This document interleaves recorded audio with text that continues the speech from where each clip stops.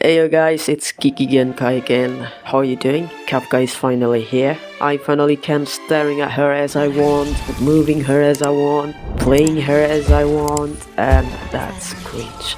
And her performance is completely blow me away. She was better than I expected her to be. In this video I will get through her overall final mechanic in free-to-play standpoint in about 5 minutes. Overall gameplay, mechanic and stats. Kafka detonates dart with her skill and ultimate. Her skill detonates darts on single enemy and to all enemy on the field with her ultimate.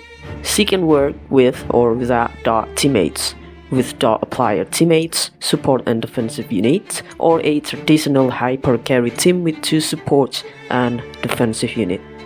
Her kit makes her self-sustain for the dart that she needs to detonate, and her own dart multiplier at max level is pretty high. Her Relix preference was also easy to get for most players, which is attack main stat. I say most players because I myself experiencing a hard time forming for attack body for my Kafka and ended up using the Relix synthesizer twice.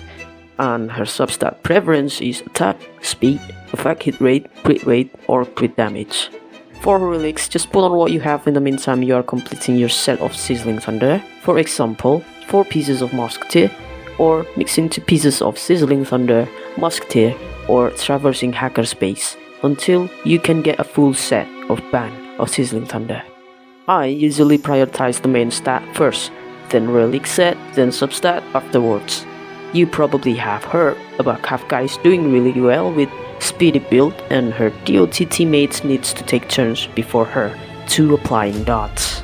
Preference of ornaments. Space Sailing Station was also paired with Fleet of the Ageless, which makes farming for her planar ornaments is convenient, because Fleet of the Ageless can be used for most support unit in the game. Light Cone. Her free-to-play Light Cone is viable and can be maxed out on its superimposition. The other 4-star gacha Light Cone that was also performing well on Kafka, Good Night and Sleep Well, Eyes of the Prey, Resolution Signs, and Before the Tutorial Mission. For you, my fellow Kafka havers who managed to pull her for E1 or Signature Light Cone, Kafka will need more than the effect hit rate she needs for her E0. Kafka Light Cone, it will give extra damage output and also more speed, which means making our relic farming more convenient. As for the erode stats from the Light Cone, this only has 100% base chance, and we will be needing more effect hit rate for that. In this table is the effect hit rate calculation for E0S1 Kafka or E1 Kafka. On her Light Cone, the base chance to erode enemy is 100%, and her Eidolon 1, the Capo, is also 100% as well. I'm sorry if I butchered that. Assuming that Kafka only had 20% effect hit rate, then the actual chance for her Light Cone or E1 to trigger the erode or bonus damage is 72% on boss and 84% on elite enemy. To actually reach 100% chance triggering the effect was about 67% effect hit rate that you need to put on Kafka, but it is not recommended to change her body main stat to effect hit rate. Since her overall multiplier revolves around attack and Pi only have 30% effect hit rate, Kafka could possibly land erode or E1 bonus damage every 2 hits, and there is an interval of triggering the effect again after her first trigger. In my opinion on Kafka is worth bullying. Just like any other character before her, Hoyo managed to impress me with such fun to play unit, but in this case she'll add Jingyuan and Blade or DPS. And the case with Kafka is, anytime a DOT unit gets released, it will only make her presence stronger, since she is a sub DPS unit who splendidly utilizes her teammates' DOT to deal damage.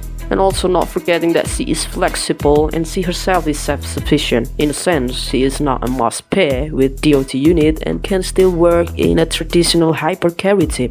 Pulling for her is not only a good investment, but consider that in this game, elemental coverage is also what we must pay attention at any moment, since brute forcing the hardest content in the game as free to play will need a lot of effort.